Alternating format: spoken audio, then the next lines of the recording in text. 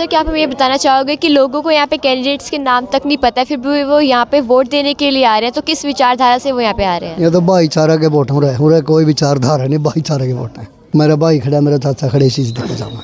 पुराने टाइम में सरपंच ने सहमति तो बनाए गए थे, जैसे था हाँ शांति भी बनाई है। ईब क्या नहीं बनाते फिर सहमति था? ये तो ये और आगे थी तो जमाना ये मानना किसे की कोई मंदिर को नहीं, शांति पर की तो बात होती हो नहीं, गाँव रामा में प्रेम प्यार तरह। आज मतदान दिवस पर मतदाता अपने मत का प्रयोग कर रहे हैं, लेकिन क्या उनकी नज़र में उनके गांव की समस्याएं हैं, उनके जो कैंडिडेट्स हैं उनकी क्वालिफिकेशंस को देखते हुए वो वोट कर रहे हैं?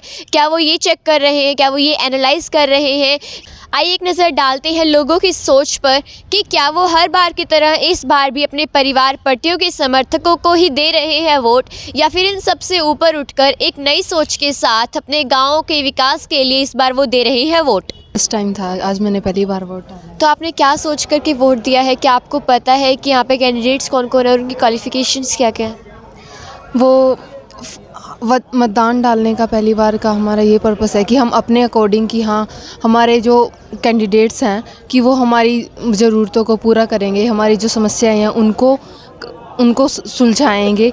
इसलिए मैंने सोचा कि हाँ मुझे मतदान डालना चाहिए ताकि हम अपनी पसंद का कैंडिडेट चुन सकें। आपकी नज़र में गांव की ऐसी कौन कौन सी समस्याएं हैं? क्या आप उनमें से कोई 5 समस्या बता सकते हैं जिनको देख करके आपने अपना वोट कास्ट किया है?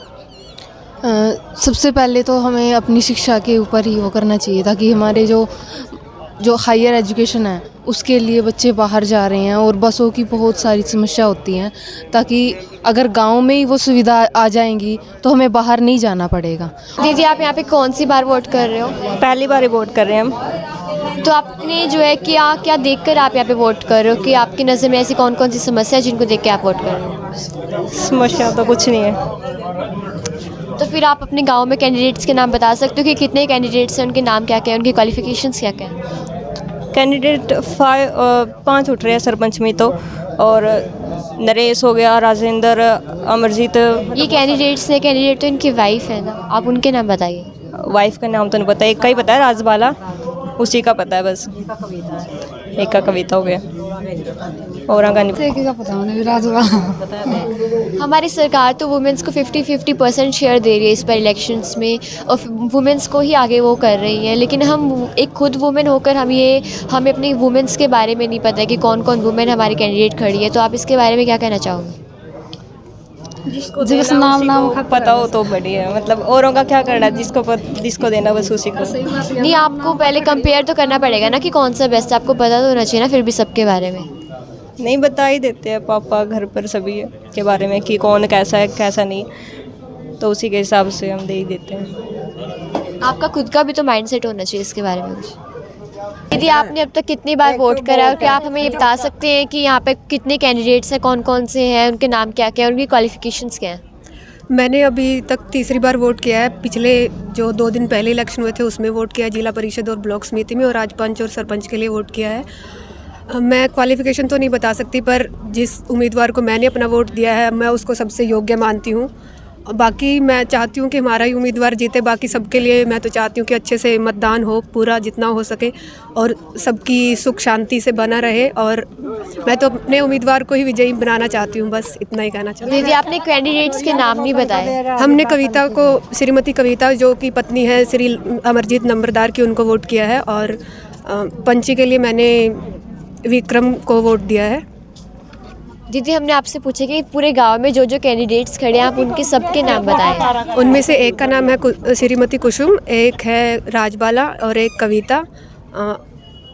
माफ़ी चाहती हूँ, मुझे इन तीनों के ही नाम पता है, बाकियों के बारे में मुझे इतनी जानकारी नहीं है। दीदी आपकी नज़र में गांव की ऐसी कौन कौन सी समस्या है जिनको देख कर के आपने वोट दिया है?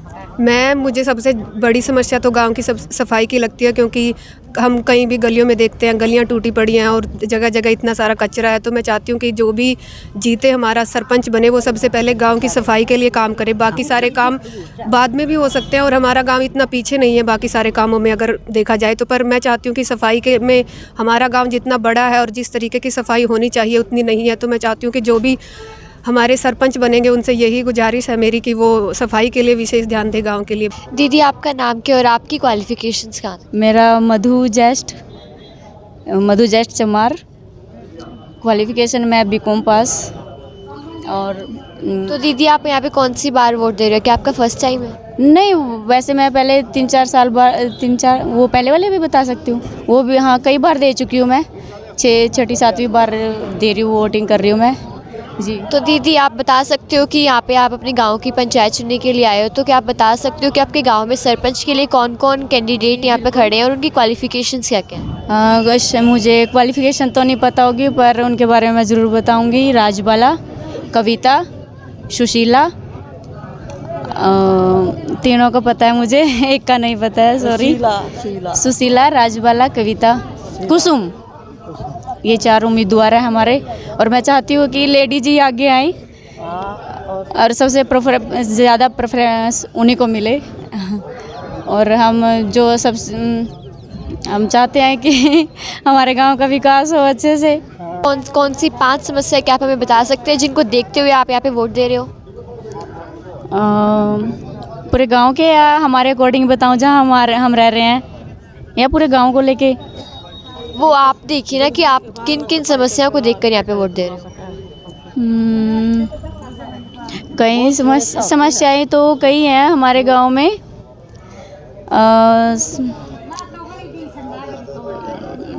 जैसे ये जो हाँ बिल्कुल, सबसे पहले तो हमारे गांव में सफाई तो बिल्कुल भी नहीं रहती है और गंदगी बहुत ही ज़्यादा है हमारे गांव में। चारों तरफ कहीं भी देख लीजिए आप, एक तालाब वगैरह भी हैं वो जो बंद करवाने, जिनकी वजह से बहुत गंदगी फैली हुई है हमारे गांव में। ये बता सकते हैं कि आपके गांव में सरपंच पद के लिए कौन कौन उम्मीदवार हैं?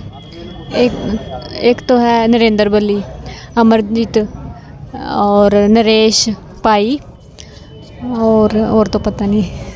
आप उनकी क्वालिफिकेशंस बता सकते हैं? ये भी नहीं पता। बुआ जी आपकी क्वालिफिकेशंस क्या क्या हैं और आपने अभी कौन सी बार वोट किया? मेरी क्वालिफ़िकेशंस MA BEd है, MA इकोनॉमिक्स किया है, BA मैथ्स किया है और अभी मैंने 2nd टाइम वोट किया है। तो अभी आपने जैसे कि वोट करा है, तो आप हमें बता सकते हैं कि आपने गांव की कौन कौन सी समस्याओं को देख करके वोट किया? मैंने सबसे मेन तो अपने गांव की समस्याओं को, गलियों और पानी की समस्या को देखकर वोट किया है, क्योंकि हमारे गांव की गलियों में हम भी यहाँ से बड़े होकर चले गए, हमने भी यहाँ पे बहुत कुछ देखा है। यहाँ गलियों में पानी खड़ा रहता है, पानी की कोई भी निकासी की सुविधा नहीं है, गलियों में जगह जगह पर गड्ढे बने हुए हैं। इन्हीं समस्याओं को देखते हुए हमने यहाँ पे वोट किया है ताकि गलियों का सुधार हो सके। क्या आप हमें ये बता सकते हैं कि आपके गांव में टोटल कितने कैंडिडेट्स हैं, उनके नाम क्या क्या हैं और उनकी क्वालिफ़िकेशंस क्या क्या हैं? कैंडिडेट की क्वालिफ़िकेशन तो नहीं बता सकते हम, लेकिन आई थिंक 4-5 कैंडिडेट्स हैं यहाँ पे। उनके नाम बता सकते हैं? राजेंद्र सर, रामेर सर हैं और अमरजीत सिंह हैं। कैंडिडेट इनकी वाइफ है, आप उनके नाम बताइए। कैंडिडेट्स की वाइफ का रितु है, राजबाला है और रितु तो जिला परिषद में ना, आप सरपंच के बता रहे हैं? इसमें भी रितु है, रितु है इसमें भी। अमरजीत की वाइफ रितु है नहीं, वो कविता है। ओह सॉरी कविता। देखिए सरकार तो हमें 50% शेयर दे रही है वुमेंस को इस बार इलेक्शंस में, अब हर बार दे रही है, अब वुमेंस को ही आगे रखा जा रहा है। लेकिन हम एक वुमेन होकर भी हम एक वुमेन को नहीं पता, हम एक वुमेन कैंडिडेट है लेकिन हम उसी के हस्बैंड को या फिर देख रहे हैं। तो आप इसके बारे में क्या कहना चाहोगे कि वुमेन होकर हम वुमेंस को रिस्पेक्ट नहीं? मेरा कहना ये है कि वुमेंस को ही आगे आना चाहिए वोट मांगने में भी, और हमें भी वुमेंस को देख के ही वोट देना चाहिए।